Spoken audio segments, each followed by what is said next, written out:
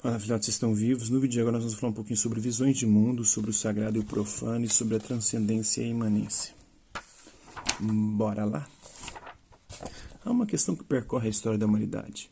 Qual é a origem do mal no mundo? Historicamente, tanto as religiões como a filosofia tentaram oferecer as mais diversas explicações. Porém, esse problema permaneceu sem resposta. Epicuro, filósofo da Grécia Antiga, acreditado como o primeiro a tentar abordar a questão, refletiu sobre a aparente coexistência do mal e de uma divindade supostamente onipotente, onisciente e benevolente. A partir disso, formulou o dilema, se existe um Deus com essas qualidades, por que ainda existe o mal no mundo? Há dois tipos de males, o mal natural ou físico, que ocorre independentemente da vontade humana, como as catástrofes naturais, maremoto, terremoto, erupção de um vulcão, ou calamidades que assolam a humanidade, como pestes, epidemias, Covid, coronavírus, mortes naturais. Outro tipo é o mal moral, que depende de vontades e ações conscientes do ser humano, por exemplo, as guerras, os genocídios, os assassinatos. Voltaire, que viveu entre 1649 e 1778, filósofo francês, também refletiu sobre o tema ao retomar o dilema de Epicuro no dicionário filosófico. Em 1755, Lisboa foi atingida por um forte terremoto e milhares de pessoas morreram no desastre. Voltaire, indignado com a catástrofe, empreendeu uma crítica ao otimismo e à explicação cristã sobre o mal. Se Deus criou este mundo, por que colocou nele os terremotos? Não há liberdade para criar outro mundo? Deus não tem poder para impedir esses terremotos? Por outro lado, o alemão Gottfried Leibniz, que viveu entre 1646 e 1716, procurou explicar a existência do mal com a teoria do otimismo filosófico, segundo a qual seria necessário que houvesse o mal no mundo para que o ser humano destacasse as suas qualidades. Assim, o bem e o mal estariam em uma espécie de equilíbrio necessário. Este, por sua vez, seria parte dos elementos que compõem a melhor escolha de universo possível, otimizada por Deus. Deus só poderia ter criado o melhor dos mundos possíveis. Dentro dos mundos possíveis de serem criados, ele criou o melhor, porque ele é o melhor, ele é o mais perfeito. Deus, Então ele só pode fazer algo que seja o melhor possível. No fundo, o problema poderia ser explicado pela relação entre o todo e suas partes. Um pequeno mal é só uma parte de um todo maior que converge para o bem universal. Então, os males pequenos que a gente enfrenta, esses males, mesmo que a gente ache muito grande, uma grande catástrofe, uma pandemia mundial, tudo isso aí é um mal pequeno, perto do tudo, de toda a história da humanidade e de o quanto isso vai nos levar para o melhor, porque ele acreditava que caminhamos sempre para o melhor.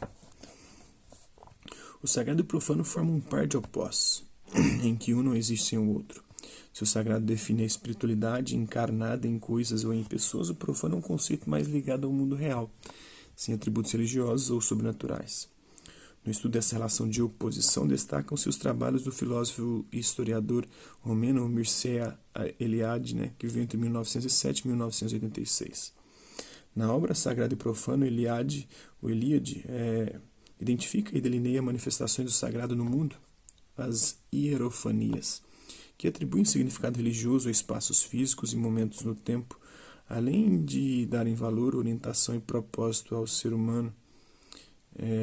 Em contraste, repara também que as estruturas consideradas profanas, por estarem desligadas de qualquer aspecto religioso, não têm qualquer qualidade diferenciadora e não fornecem nenhum padrão de conduta para a humanidade. Tem uma foto aqui que é do time de rugby da Nova Zelândia, chamado de All Blacks. Descendente dos Maoris, eles dançam o haka antes dos jogos, chamando assim as forças sagradas dos ancestrais para intimidar os seus adversários. O sagrado se encarnando no profano do jogo, da nossa vida, da nossa existência. Na sua condição de qualidade excepcional e diferenciadora, o sagrado pode suscitar tanto devoção como rejeição, temor ou mesmo medo, pois as manifestações das divindades no mundo atribuem significado espiritual ao momento e ao local em que ocorrem. Por exemplo, a dança dos jogos de rugby neozelandeses está enraizada na mitologia das divindades locais. Os guerreiros maoris invocavam o deus da guerra com a intenção de amedrontar os adversários antes das batalhas. E tem outro quadro de Leonardo da Vinci titulado A Última Ceia, que foi pintado no final do século XV e retrata a última ceia de Cristo e seus apóstolos com um intuito sagrado. É um símbolo, na verdade, um ritual sagrado deixado pelo próprio Jesus para que fosse continuado e perpetuado pelos seus discípulos. E hoje se expressa na Eucaristia, na missa, ou na partilha do pão na Santa Ceia dos evangélicos, dos protestantes. Acontecimentos históricos também podem estar carregados de simbolismo. O quadro anterior é uma interpretação visual de um momento considerado sagrado pela comunidade cristã. A refeição que Jesus partilhou com seus discípulos antes da sua crucificação. A divindade principal do cristianismo, Jesus Cristo, que é o Filho de Deus, Deus é Filho encarnado, feito homem, é um dos principais exemplos do conceito de sagrado. Aplicando as teorias de Eliade, pode-se observá-lo como uma representação de uma hierofania, uma manifestação do sagrado, e que institui um mito. O mito é a narrativa original da história, e o rito. O rito é a celebração da Eucaristia que tem que ser feito como Jesus disse que deveria ser feito, fazer isso em memória de mim, seguir esse ritual ali. E o portador de ensinamentos que tem, então, o sagrado e o profano, e o mito e o rito.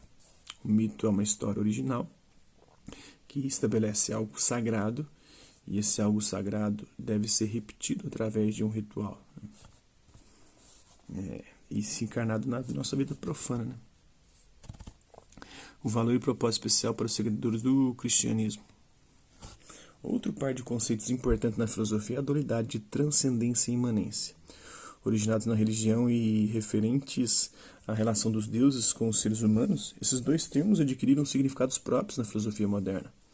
A definição de transcendência remete à teoria do conhecimento de Immanuel Kant, que viveu entre 1724 e 1804, que interpretou esse conceito como algo que está para além das possibilidades humanas do conhecimento propriamente dito. Isto é, algo que é transcendente, quando não pode ser demonstrado por meio de experiência empírica. É diferente de transcendental. Transcendental são as estruturas que nós possuímos e que nos permite conhecer, a sensibilidade e o entendimento. Agora, o transcendente é aquilo que está além da nossa possibilidade de conhecer. Por quê? Porque nós não podemos perceber com os nossos sentidos. Se não podemos perceber com os nossos sentidos, nós não podemos entender com o nosso entendimento. Se a nossa sensibilidade não pode captar através dos sentidos, nosso entendimento não pode compreender ou construir um conhecimento sobre isso. Dito isto é algo de transcendente quando algo não pode ser demonstrado por meio da experiência empírica, apesar de ser possível descrevê-lo pela razão. Podemos descrevê-lo, mas não entendê-lo, compreendê-lo e transformá-lo num conhecimento científico.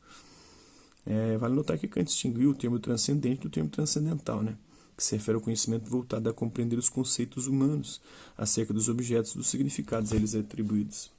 Em contraste, o conceito de imanência refere-se, segundo o dicionário de filosofia, à limitação do uso de certos princípios à experiência possível, e recusa em admitir conhecimentos autênticos que superam os limites de semelhança e experiência, o que se aproxima bastante da visão kantiana do conceito. Então, nós só podemos compreender o imanente, porque é a única coisa que a nossa transcendentalidade pode captar, porque é transcendental, nossa sensibilidade e nosso entendimento.